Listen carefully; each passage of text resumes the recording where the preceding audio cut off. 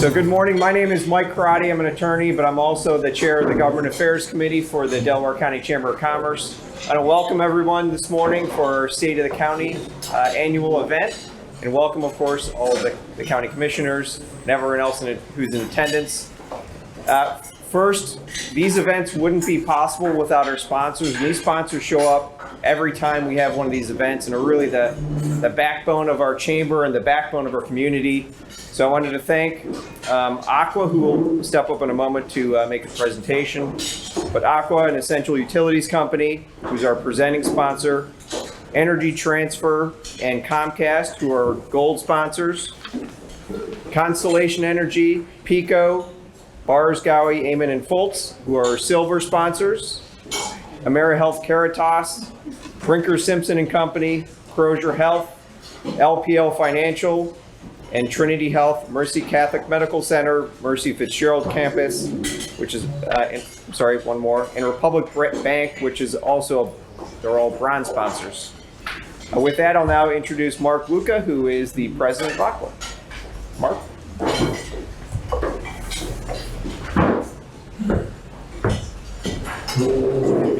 Yeah, right here. Thanks. Thank you. Good morning. Good morning. Can you all hear me back there? My name's Mark Luca. I'm the president of Aqua, Pennsylvania. I'm very pleased to be here with you today. Thank you for coming. You know, Aqua was founded more than 135 years ago by a group of engineering professors from Swarthmore College right here in Delaware County. They were trying to find a more reliable and safe water supply for their families, neighbors, and businesses.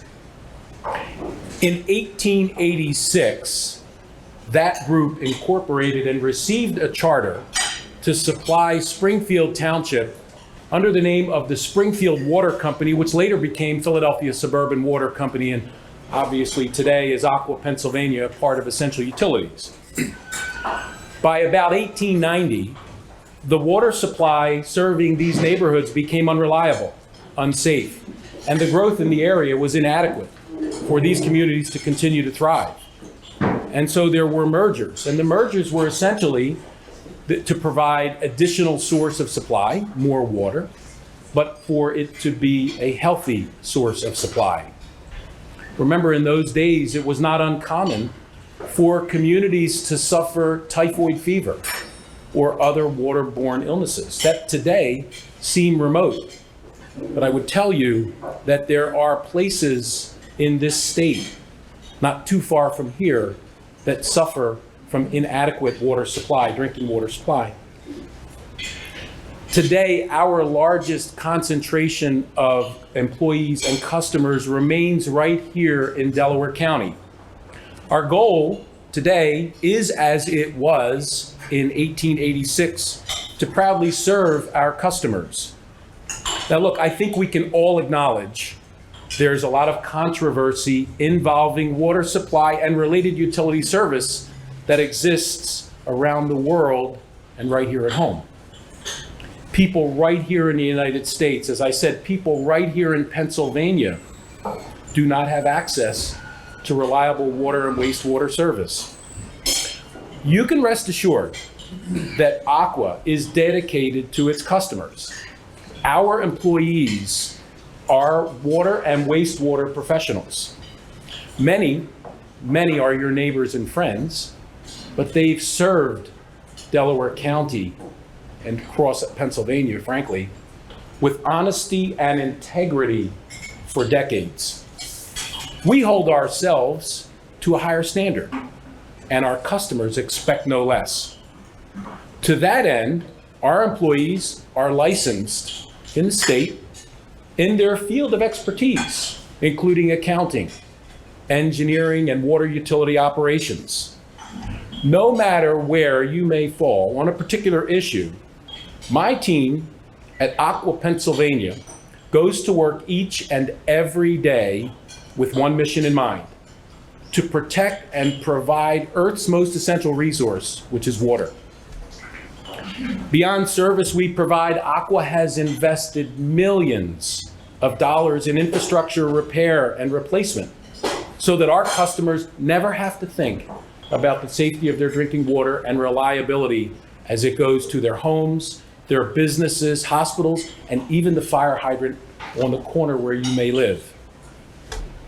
In addition, we remain partners to many nonprofit organizations and their special projects, including right here in Delaware County, the Chester Pike Corridor Improvement Project, the Chester Ridley Crum Watershed Association, and Share Food Program, just to name a few.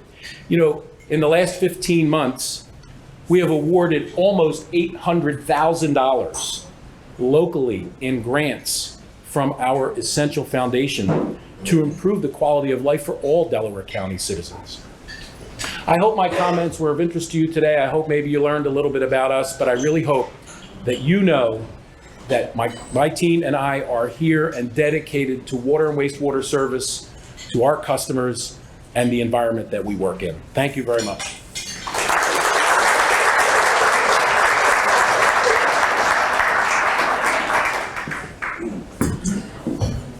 And now we'll jump into our traditional format with the county commissioners coming up. But before we do, there are index cards on everyone's table. And the county commissioners, of course, are going to make their presentation.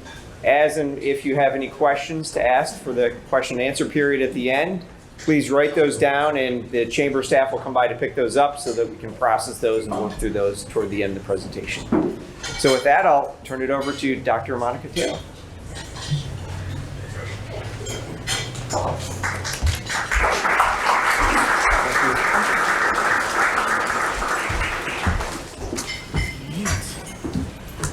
Good morning, everyone, and thank you for joining us for the 2022 State of the County.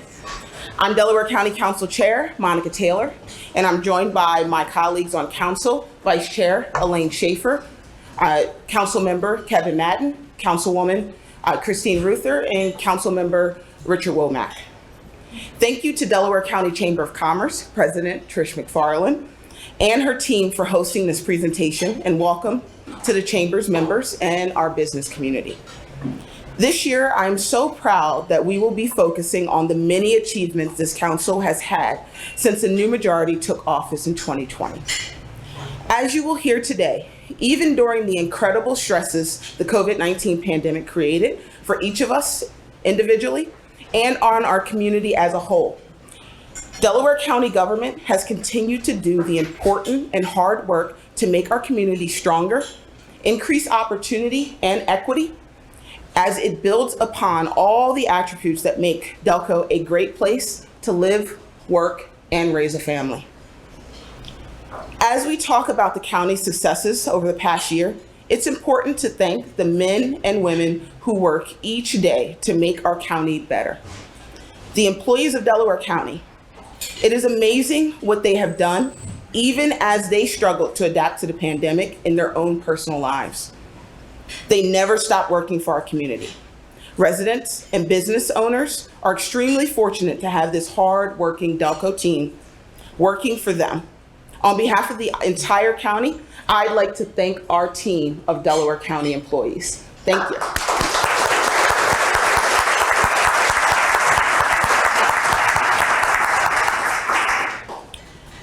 As you see our faces here this morning, you may have noticed the diversity that this council reflects. This is the most diverse council in our county's history, and we are extremely proud to be part of that history. It is the first council to be led by females, with Councilwoman Schaefer and I serving as chair and vice chair. Each of us has different life experiences that led us to serve our community. And our experiences and background contribute to how we serve the residents of Delaware County. I believe council's diversity is a credit to the people of Delaware County who wanted council to reflect our community. Diversity isn't a goal unto itself, but rather diversity, inclusiveness, and opportunity make Delaware County better at every level and for every member of the community. They do not happen by themselves. They take commitment, planning, effort, and accountability. County government has both a unique responsibility and opportunity to expand opportunities for every resident in Delaware County. The past 2 years have shown us how strong and resilient our community really is. And it has provided us with a clearer vision of what we need to do to make Delaware County a fair, more equitable, and inclusive community for all of its residents. Council has kept its focus on implementing fundamental and long overdue changes to how county government works. This year's State of the County presentation will focus on goals that began as promises made in the last year's presentation and promises kept in this year's presentation. And you will see how those words have turned into action. My colleagues and I will go into more detail of some of those promises kept shortly. I'd like to highlight a few of the many achievements over the past 2 years. Conducting a massive response to COVID-19, providing thousands of tests and vaccinations, offering financial support for businesses and rental assistance and utility assistance to our residents who are struggling during the pandemic and who are still struggling to recover after the pandemic. Opening our county health department, implementing far-reaching government reform, everything from ethics reform to creating a new HR system to putting more services online. Assuming full operational control of the George W. Hill Correctional Facility from GEO Group, a national for-profit operator of prisons. A targeted plan for sustainability in Delaware County. Expanding open space. Launching one of the largest capital investment programs in county history so we can update and improve our physical infrastructure. And running a fair and transparent election system. These achievements and the others we will be discussing today are all happening at the same time the county is strengthening its financial position. Last year's budget, once again, did not include a tax hike. Reserves are up, and so is our bond rating. When you can grow and improve services without drastically increasing the budget or needing to raise taxes, that's a very important investment in our future. Before I turn the stage over to my colleagues, I want to discuss an achievement I have been personally dedicated to since I was first elected in fall of 2019, and which I am extremely excited about. The opening of the county's first health department last month. This marks the first health department to be established in the state of Pennsylvania in the past 33 years. Delaware County is no longer Pennsylvania or the country for that fact, the country's largest county without its own health department. You may have heard me talk about why it's so important for our county to have its own dedicated health department. Even prior to COVID-19, we had significant health disparities in our county. And we know that every resident deserves the opportunity to lead a safe and healthy life. Our new health department, under the leadership of Director Melissa Lyon, is already hard at work with focus on improving health and well-being of every Delco resident. I am grateful for Director Lyon's leadership and to the newly created Delaware County Health Department team.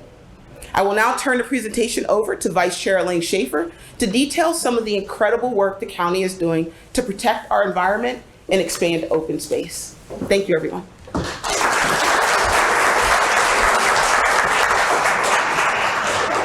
Thank you, Monica. Thank you to the chamber. We're so happy to be here. And thank you to all of you to come out this morning and hear what we have to say. You're a big part of what we do, and we're so thrilled to be here.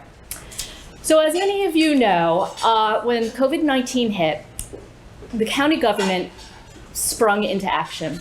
And in partnership with our chamber, we began assisting businesses right away with PPE so they could keep themselves, their employees, and the community safe. Soon after, we launched Delco Strong, a grant program to assist businesses affected by the government shutdown, eventually offering multiple rounds of funding as the pandemic continued to cripple our businesses. Combined, the Delco Strong program granted tens of thousands of dollars and supported thousands of businesses and nonprofit organizations as well, earning recognition from our state for helping maintain thousands of jobs from being lost. The county also assisted renters and landowners and landlords who struggled during the pandemic by offering the Delco Emergency Rental Assistance Program, also known as the Delco ERA. To date, Delco ERA has approved over 8,900 grants, totaling over $55.6 million for Delaware County tenants and residents, including $47.4 million for rent assistance and over $7.4 million for utilities. By the completion of the program later this year, it is expected that over $67 million will be distributed, with an average grant totaling over $6,000 to our residents. Last month, the county was honored to receive the prestigious Governor's Award for Local Government Excellence in recognition of the county's successful implementation of this really important program. And while it's tempting to say COVID is in the past and its worst days are over and it's time to get back and go back to normal, we shouldn't be trying to get back to normal and to the way things were. We should be, and we are, seeking to be better and doing more to ensure that every person and every community is able to be part of the new, growing, thriving economy in Delaware County. That's why the county began the first ever comprehensive economic development planning process, which some of you in this room have participated in. We have expanded the membership and the diversity of our Economic Development Board, and we will be adding staff to implement a strategic plan for the new economic development marketplace. We've received a draft of this plan, and in the coming weeks, we will be reaching out to leaders, many of you in this room, to join us in planning for the next generation of Delaware County's economy. While we are planning that announcement, I want to highlight just one way we are thinking a little differently about our economy here and what makes Delco such an attractive place for workers and for businesses, especially in this post-COVID environment and the hybrid working world. As many of you may recall, my background is in environmental issues. In addition to serving on council, I am also the executive director of the Schuylkill River Greenways National Heritage Area, and I co-founded the Radnor Conservancy. That experience has helped me to truly understand that sustainable development and outdoor recreation, such as trails and parks, are extremely powerful economic drivers, in addition to improving our quality of life. We are already making an unprecedented county-level commitment to open space, trails, and parks, because even before many began working from home, we all knew and understood that residents value proximity to outdoor recreation options. Outdoor recreation assets they're economic investments, creating jobs and economic value from the initial construction to the support of local businesses like recreation and sporting and recreational gear. Perhaps no better example of the opportunity that open space provides is our decision to purchase the 213-acre parcel of the Donguanella Tract and preserve it as open space and parkland. It is a once-in-a-lifetime opportunity to invest in an extraordinary old-growth forest that represents one of the last large tracts in this part of the county. The new park will be a place for all county residents, young and old, to enjoy. Not only will this parcel provide valuable and environmental services and health benefits, but it will attract residents and visitors alike, along with their dollars. I can't wait to enjoy this beautiful outdoor space, and I can't wait to see all of you out there with me. The county continues to make other investments in our outdoor spaces, such as improvements to Upland Park and Little Flower Manor and Rose Tree Park, which will benefit thousands of neighborhoods and the community members around them and increase property values in those areas. We provided over $7 million to grants to over 38 of our municipalities this year to protect open space and greenways. We know that people enjoy living near open space and that these parks and these open spaces create value for the homeowners. Sustainability is an important part of economic development, and Delaware County is now leading the way. Just 2 weeks ago, our Office of Sustainability received the 2022 Pennsylvania Governor's Award for Environmental Excellence for its Sustain Delco initiative, one of just 15 programs to receive such a distinction.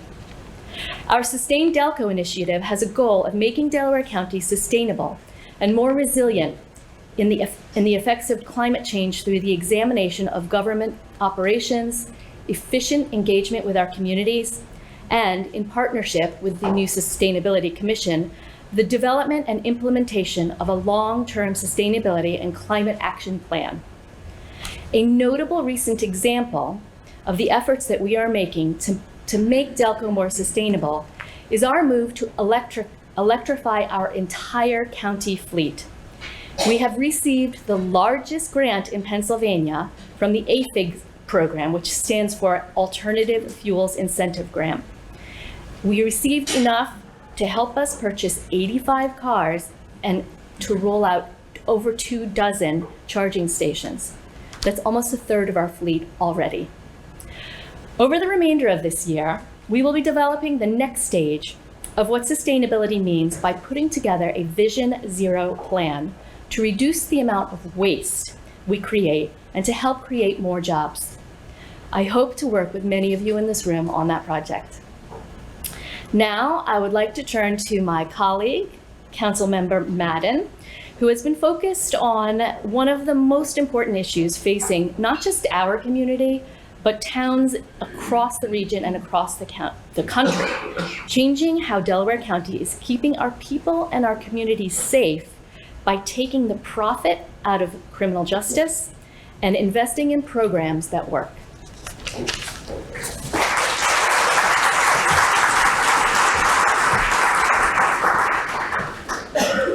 Thank you, Elaine, and thank you all for joining us this morning. I want to start my comments with something we all know, but too often we don't mention.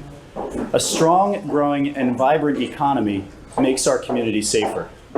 Access to good, well-paying jobs and the education, training, and support needed to land those jobs helps people build stronger lives. And when communities have lower rates of crime, businesses want to locate and grow there, creating even more jobs. That is one of the precepts behind Delaware County's efforts to reform how justice is administered in our county. As leaders, we have an obligation to help prevent crime, both for the victim and the perpetrator, which means providing people with both skills and opportunity so they don't commit crime in the first place. It also means helping the people who have paid their debt to society to safely and successfully rejoin our community. That's why I'm so excited about some of the actions we are taking to increase jobs and training that you have, and we'll hear from some of the other council members today. I want to focus my comments on what Delaware County is doing to change the lives of those who have been incarcerated by removing the profit motive of incarceration. 7 months ago, Delaware County Council voted unanimously to end the private management of the county's George W. Hill Correctional Facility. The decision came after months of detailed study, outside expert review, public input, and a recommendation by the Delaware County Jail Oversight Board, which I chair. The county took full operational control last month, and now, no longer would Delaware County be the only county in Pennsylvania with a private, for-profit jail, and no longer will a profit motive to keep the jail full stand in the way of urgently needed rehabilitation and reentry services. We decided to make this change in large part because our system wasn't working. Over 60% of the people in Delaware County's custody at any time are recidivists, usually for minor crimes or parole violations. That pattern has a high cost to those people and to our community. As important as it is to prevent people from going to jail in the first place, it is equally important to help them address the problems that contributed to their incarceration. These are short-term costs for a for-profit operator, but a long-term investment in the people of Delaware County. That's why, as part of its assumption of its jail operations, the county will integrate it with its other justice agencies so that investments can be made across agencies in technology, staff, information sharing, treatment, mental health, and reentry programs. As just one example of what that means, many in our custody need drug and alcohol treatment. Nearly 50% of those held in the county's prison are dealing with addiction, the majority of which are addictions to opioids. The county's applied for and recently received new funding to expand clinically proven Medicaid-assisted treatment to go along with traditional therapy. Some inmates need education or job training and placement opportunities. Others may need help with anger management or how to be a better parent. That simple idea that prison should also be about rehabilitation because it is good for the individual and for our entire community is behind the county's decision to deprivatize the George W. Hill Correctional Facility. Because the people who are incarcerated in the county's prison serve sentences less than 2 years, and they will quickly return to our community. The county has an interest in helping them use their incarceration to reset their lives and emerge with the tools they need to become productive, law-abiding neighbors. Of course, deprivatization of the prison is just a small part of how we are changing public safety and justice in Delaware County, and County Council is just one part of our justice system. Council has also taken a more active role in the juvenile justice system to ensure those youth in our custody are safely cared for and to provide needed services and treatment singularly focused on helping youthful offenders to reset their lives and become productive and successful adults. The goal absolutely must be to intervene early in the lives of these youths to prevent a lifetime entangled in the criminal justice system. We are also working with the district attorney, Jack Stolzheimer, to reduce gun violence across the county, and in particular in the city of Chester, where shootings and homicides are down significantly as a new community-driven policing model is implemented. Under the district attorney's leadership, and with the help of an investment by council to expand the number of detectives working on shootings, the rate of successfully closing homicides is substantially higher than at any time in recent history, ensuring that violent criminals are held accountable and removed from our society.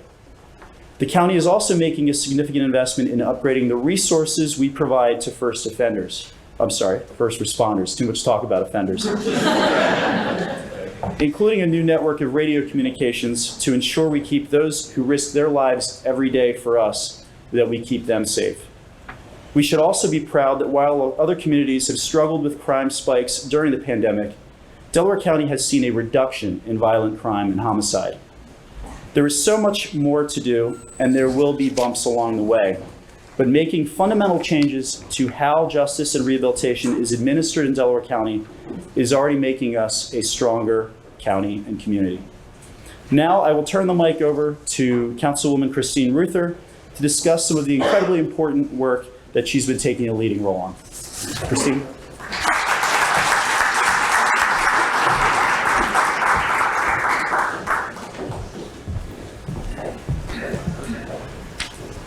Good morning. My colleagues have focused on some major new initiatives. My work has focused on what might be considered more basic and ongoing county responsibilities, or what I tend to think of as the issues that are most likely to get the county sued. Since taking office, I've taken on the liaison role for government operation reform and the operations of our county's solid waste authority, our Delcora wastewater facility, and elections. My goal in doing all of this has been to make sure that we're driving our decisions and our investments in those areas based on facts, data, and community input, and not just the input of the loudest people in the room or the most connected people. I've got to figure out where I am because I had to rearrange that first sentence there. I think the work the county has done on these issues are good examples of how we're changing the county and how the county operates and makes decisions. As I mentioned, there are strong opinions on every side of each of the issues that I'm working on. And we've worked to include every side and to bring everybody to the table and to make decisions based on evidence and data. Well, no process can be perfect. I think our results have shown that taking things into the public square rather than into the back room is the right way to go. Of course, the 2020 elections are an obvious and very public example of this. I'm proud of all Delaware County was able to accomplish during 2020, and it's to its credit and the credit of our really dedicated election staff and poll workers and to every other county employee who pitched in to make that election possible, that our communities were served. We were able to hold an election under a tremendously trying set of circumstances. And it was an election that saw unprecedented turnout. More than 77% of the eligible registered voters in Delaware County cast ballots, despite an unparalleled confluence of challenges and changes. 2020's challenges included everything from rolling out new voting machines that included a paper trail. Remember, this is what is the first time most people in this county had voted on paper if they didn't vote on absentee.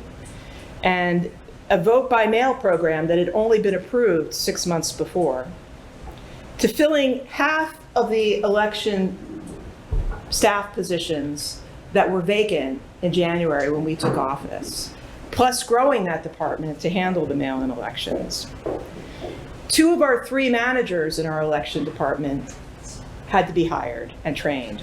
All of this occurred during a pandemic when we were prevented from introducing the voting public and our poll workers to the machines in person.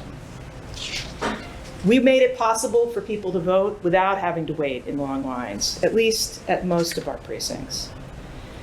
As you know, Delaware County's administration of the 2020 elections has been a major focus of candidates, outside groups, and the media. I'm proud to say that despite being sued 14 times, Delaware County hasn't lost a single one of those lawsuits. I believe that is because we put in the time at the beginning, we sought advice and guidance, and implemented agreed-to plans to the best of our abilities. While we continue to face challenges from people who continue to believe, without any evidence, that the 2020 election was stolen, we're confident that our process works. Our professional, bipartisan election staff and our poll workers and party leaders have worked to ensure that processes that need to be improved are improved, and that the process is as transparent as we can make it, despite what you might hear from some self-styled election integrity activists. The circumstances with the Solid Waste Authority is another example in which we're trying to consider all the facts and make the best decisions. There are, as activists will tell you, environmental and racial justice reasons to stop utilizing the Covanta incinerator. But what happens to the county's trash and the trash of so many municipalities?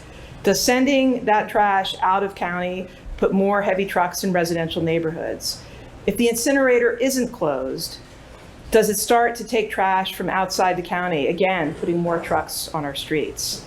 If it is closed down, what happens to the sites and the jobs it created and the $5 to $7 million that has flowed to Chester, one of our most distressed municipalities? These are all part of an important and public discussion that we're having, and that we can't and won't let the loudest voices on any side shout down other speakers. We're committed to building the Delaware County we want and deserve without losing any of the charm. We want more and better amenities, but we can get them without losing what makes Delco unique. To put it one way, we don't want to be a Whole Foods, which you can find anywhere, when we already have something with the vibrancy and variety of the Reading Terminal Market. For example, the planned expansion by SEPTA of the Norristown high-speed line, 2/3 of which runs through Delaware County, is incredibly important to Delaware County and our region, and part of the cooperation that all of the counties are working on with our other central utilities like SEPTA. The new line has the majority of stops here, and its gateway to the county will be the terminal in Upper Darby at 69th Street. This is good news, of course, as it moves, and better transportation is always helpful in part of ensuring a vibrant and growing economy. But we have to make sure that the new development is planned taking into account the voices already in Upper Darby, so that that community does not lose its character, and that the development does not needlessly displace businesses and residents who've been working hard to make it a Main Street destination here in Delco. There are many hard parts of governing, but there is a right way and a wrong way. And like you, we have found that working on the facts and the data and seeking input from all voices, not just the loudest voices, works the best. Thank you. With that, I would like to introduce my colleague, who I'm very happy to have joined us on council this year, Mr. Richard Womack.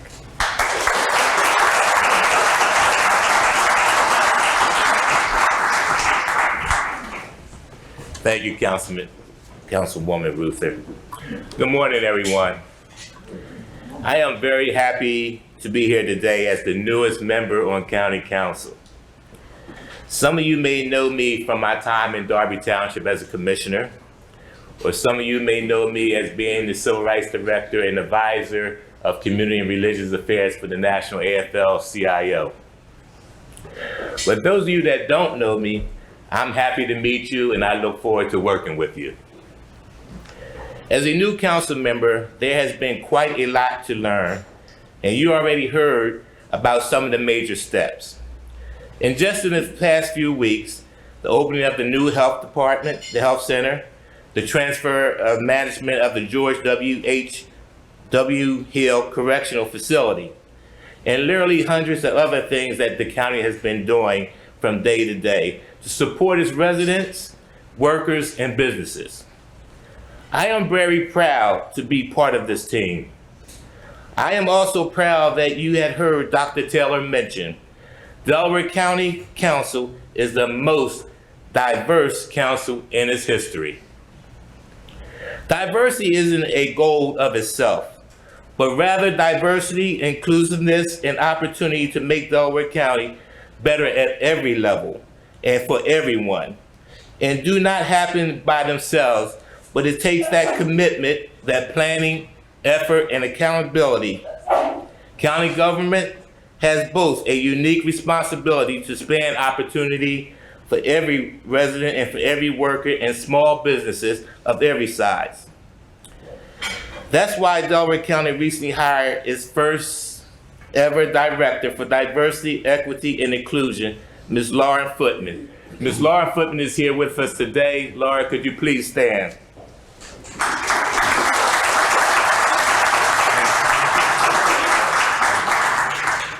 Director Footman is a lifetime Delco resident who brings more than a decade of combined experience in public policy and organization management to the position. Working with this council in every agency of the county government, she will work to ensure that every area and every group has the resources it needs to build vibrant, strong, and flourishing communities. This commitment in diversity isn't just about what people look like, but necessarily includes diversity of thought, opinion, and experience. I think my perspective coming from labor is helpful when discussing what is one of the most important issues facing county as it emerges from the COVID-19 pandemic, the future of work. As well as many of you may know, the number of people who can work virtually is just a fraction of the people. People in construction, manufacturing, service industry, public safety, most government services, and even many office jobs can't work virtually. But what is rapidly changing for workers is how they want to work. For the first time in years, the push for changes to workplaces and higher wages is coming from the ground up rather than being determined by leadership. That desire for more control over one's work life is linked to the shortages of many businesses are seeing.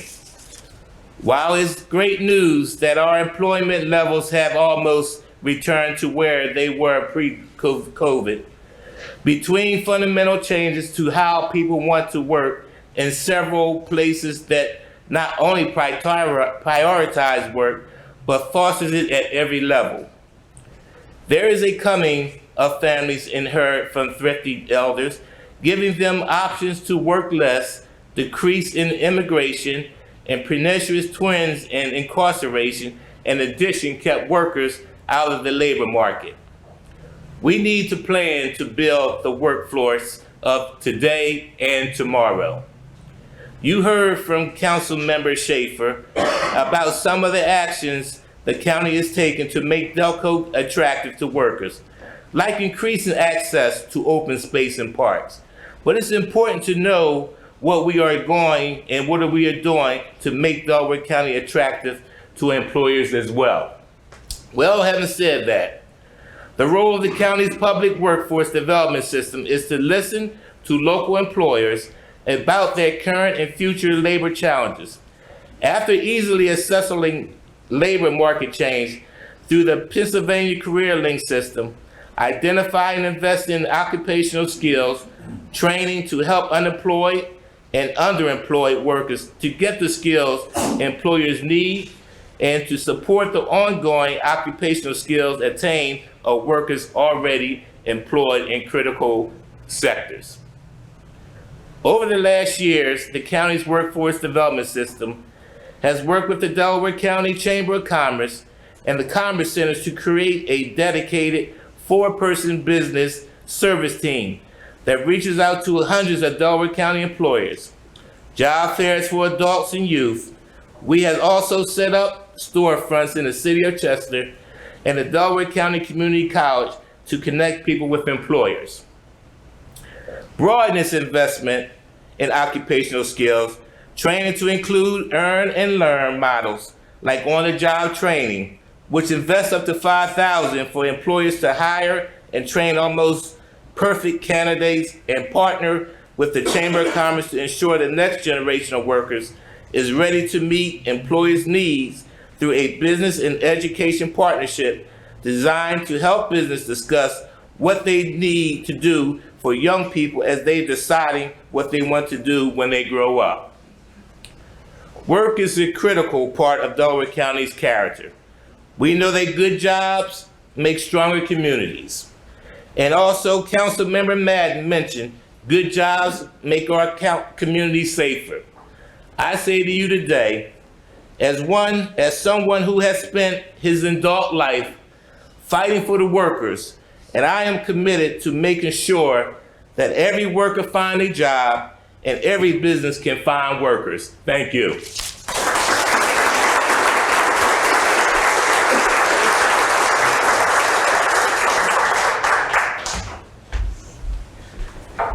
All right. Thank you to my colleagues. Thank you again to the Chamber. I hope that this has been able to give you a glimpse of all the broad changes that are happening at Delaware County. You know, some were started before the COVID-19 pandemic. Some were, the speed was increased because we realized more how important they really were to come to fruition. And they're all designed to improve the lives of everyone who works, lives, and comes to visit Delaware County. So with that, I'm actually going to ask my colleagues to join me on the stage for our Q&A segment of the event. If anybody has any questions, Jess and Jacqueline will be around to kind of collect the cards, but we have collected some already, so we're good to go as we start the questions here. We'll have our time.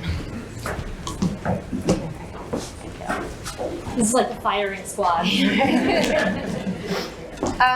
With the sustainability, the new sustainability plan, I do want to note that we're working closely with for the master plan for the Delaware County Solid Waste Authority. So if anybody is interested in giving business input to what that plan looks like, we invite you to come to it's a Zoom conversation on May 10th at 1 p.m.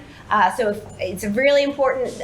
They're looking for business input. So it's in your program book if you haven't snapped the QR code, but it's on May 10th at 1 p.m. So we're really looking for our business people to give their input on what this plan should look like. Trish, can I just make Yeah, a comment absolutely. about that? I really meant when I said that we're trying to gather input from all places. The people who have been most focused on this issue, and understandably so, and I take nothing away from their point of view, are really activists who have very strong feelings about the use of the incinerator. I think what we've been missing are other voices to talk about other priorities or talk about what they need the solid waste plan to focus on. So I would encourage, just as they've been, given full access to all of our public speaking opportunities. I think people who have other concerns or other priorities, they just, even if it's just noting what they are, is really important as a part of this process. The business community certainly has to deal with the direct costs of trash removal. So with that, you talked a little bit about electric vehicles and the grant that was established, and it's exciting to have so many electric vehicles. What are the plans for the infrastructure, for the charging stations? Can you talk about plans? Is it going to be immediate? Are they going to be throughout the county? And what's the thought for that? So for the grant that we just received, it is primarily focused on our government fleet. However, we are planning to make a portion of those charging machines available to the public and put in places where the public can use them. And looking forward, our investment in EV charging stations and access to electric vehicles is, we're very invested. We are working with partners to find a way to fund that on an ongoing and sustainable way. But we recognize that if you don't put in the infrastructure, we can't electrify. And it's not just infrastructure for people who can put it in their garage and have it charge their cars. You know, a huge portion of our county live in apartment buildings, or they don't have a garage. So figuring out the logistics and the funding for how people who can charge on the street, can charge at their workplace, that's part of the problem and the challenge that we have to take on. But fully committed to investing in that. And I will say, there is a very good source of government funding coming from both the state and the federal government to help us make that happen. So with the implementation of the health department, we've had a lot of questions from our restaurants and kind of looking to what can they expect when it comes to in terms of inspections and certifications and things like that. Can you talk about that process a little bit? Yes.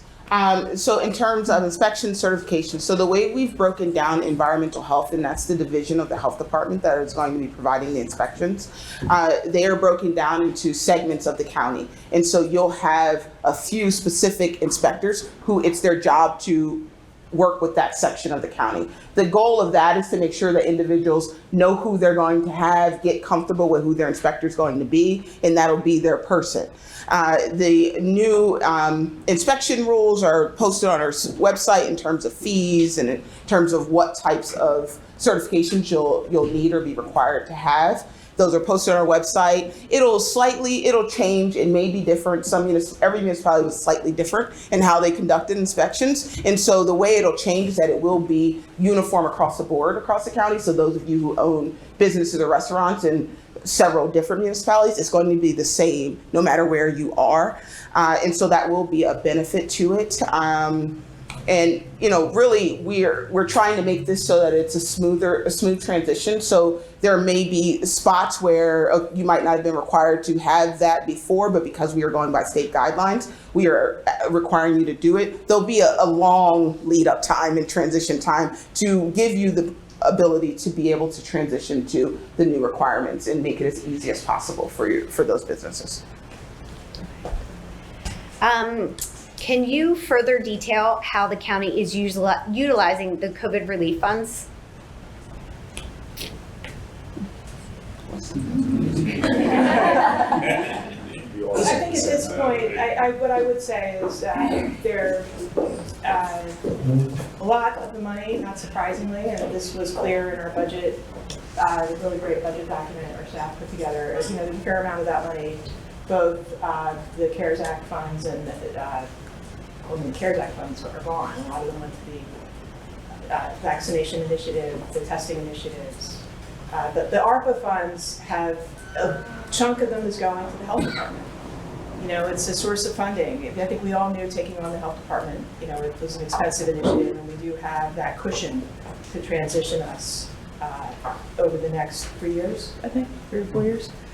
So that's a big piece of it. There are economic development is a high focus, especially economic development in what have been historically underserved parts of the county, but not exclusively. I think the goal is really the focus that we've discussed, and we have not yet set out a framework for all of the funding, has been to look at what's going to provide a return on investment. So I wouldn't say that necessarily every dollar that goes out would be a capital dollar, although I think that's probably the emphasis. But every dollar that goes out is going to be either a pilot program or a capital dollar or something that we believe will produce a return on investment for the county. Yeah, Let me just, oh, go ahead. Just to add on to what Christine's saying, I think the reality is that there's a lot of areas in which these funds are going. And one of the main themes of the CARES Act and ARPA was to build back better. And that's really the way to kind of think about it. Just last night, one of our investments of $600,000 of ARPA, it was 600, right? Yes. $600,000 of ARPA funding was into our library system, which wouldn't be probably the first thing that would come to mind about how you're going to spend COVID relief money. But when you look at how vital the libraries were over the past 2 years, ironically, right? Having, for people who didn't have access to the internet the same way that we do, and to have access to job services and all the things that our libraries provide in the 21st century, that was a phenomenal investment to make sure that the next time that our community is facing this black swan event like a pandemic, that we're prepared to react to it. So it's really, there's not one simple answer to it. It goes across, workforce development, healthcare, our incarceration system, all these areas we want to build back better so that we're prepared for the future. Yeah, and I just want to add, the ARPA legislation was very pointed in guiding us to spend on economic development and investing in the businesses in our community. And I mentioned during my comments, in the last 6 to 8 months, we've been working on a very detailed strategic plan for the new economy here. We're about 2 weeks away from unveiling that and having it come before council and voting on it. That plan has some pretty specific asks for ARPA dollars on some of the programs that we have worked on for 6 to 8 months now, putting together that will really improve our economic environment here. So stay tuned. And in our initial thinking with the money, when we knew we were getting it, we have earmarked, without knowing precisely how we're going to spend it, a big chunk for economic development. And the details of how we envision spending that will come out with that plan. So there's a couple questions on this next one, so I'm going to try to pull them all together. So I would say pending sale of Crozier to Christiana, because I know that they're in their quiet phase right now and can't really disclose what's happening. County Council recently implemented a resolution. Can you speak to your thoughts about why you needed to implement that resolution and what's happening from your perspective with that pending sale? Well, this is where it gets spicy. I know, one more question after this. I thought I'd drop this one in and then Andy. Just to be clear, it's not a resolution, it was an ordinance. An ordinance, It was an okay. emergency ordinance Okay. that was enacted, yeah. So we began to become concerned about what was going on with prospects starting in January. As they started to close programs. They started to say programs were temporarily closed, but then they wouldn't come back. And so since then, we've been getting more and more. And as they've been deciding to close more programs down, we decided at the council that it would be important for us to implement this ordinance to give more time. The ordinance really gives us time. It also requires Prospect to have a transition plan and to provide that plan so that we are able to work with our stakeholders, figure out who can help take on these programs, and then have them work with Prospect in order to take on the patients or the residents who are being served. And that's really what it gives us. It gives us more time to be able to make sure that that transition is smooth and that there aren't a drop in services at any point, depending on whether it is the behavioral mental health program and services that are that they're planning to cut right now, or if it's anything else in the future. And so that's really why we decided to implement the That was ordinance. a very nice way of saying it. Richard. Yeah, I just wanted to say, to kind of expand on what Dr. Taylor had mentioned, we needed more time to work with the municipalities to make sure that we have a program in place. Because I was in a couple of meetings with some of the law enforcement officers who wanted to know if they had a mentally ill person that they had in their custody. Where do they take the people? Where do they take them at to get the help? Because certain of the facilities have closed down those departments. So now they're stuck holding them into a holding cell or into the prison where they're not getting the proper treatment they need at that particular time. So we had to find a place to try to make sure that Prospect just don't shut everything down or give us time to try to work things out, because this is going to be something that affects everybody in our community. So we're working together to try to make sure that we have different avenues in place just in case this Prospect don't adhere to what we're trying to get them to do. I will say that I certainly hope that some sort of accommodation can be reached with Prospect so that services can be provided on an ongoing basis through whatever the transition point is to Christiana Care. But it is just hard for me to fathom, being married to a healthcare professional and being in public service, how somebody could 2 months ago bid for a program with a price that provides them with a profit, and then 2 months later tell us they're shutting it down because they need $20 million to break even. And do that while at the same time directing their employees to tell their patients, some of the most vulnerable people who live in this county, this is the last time you're going to be seeing me and I've got nobody to transfer you to. That's what happened. And people say, oh, the county doesn't care. Well, the county does care very much. And the county is trying to take steps to make sure that that sort of thing doesn't happen. But at the end of the day, who would have thought that a healthcare provider would do that to their patients? I just have to say it was just beyond the pale. And we're going to continue to work with them because, as a dear friend of mine says, when you've got a three-legged camel and you're in the desert, you ride the three-legged camel. I guess we've got a two-legged camel here, and we're going to ride it, but it's not necessarily a great option for anybody.